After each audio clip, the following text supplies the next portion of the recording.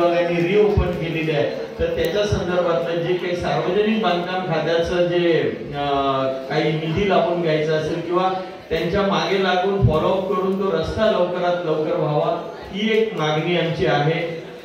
नाहीतर आमच्या शहराला परत उपोषण करावं लागेल. तर ते उपोषण करण्याची पाळी येऊ नये हे आमदार साहेबांनी बघावं. आणि दुसरी गोष्ट, आमच्या ही समोरच्या ज्या मंदिरच्या समोरची जी भिंत आहे ती ऑलरेडी त्यांनी मगाशीच मला सांगितलं की 30 लाख रुपयाला लावून घेतलेले आहे.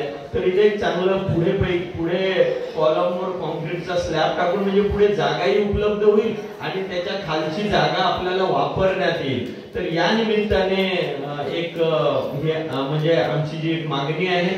तसंच आपल्याला ही कल्पना आहे की इथे कुठली सुधारणा सुविधा करून घ्यायची असेल तर वन खात्याचे नेहमी अडचण होते.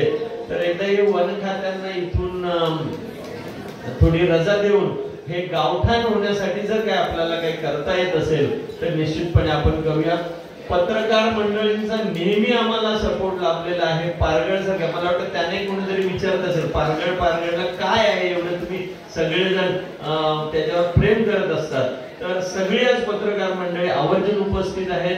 आपली जी केबल जी आहे ती पण सर्व मंडळी उपस्थित आणि पारगळच्या कुठल्याही कार्यक्रमाला प्रसिद्धी देताना ते कुठेही हात आखडता घेत नाही. त्यामुळे त्यांचं एकदा टाळ्यांच्या गजरात आपण अभिनंदन करूया.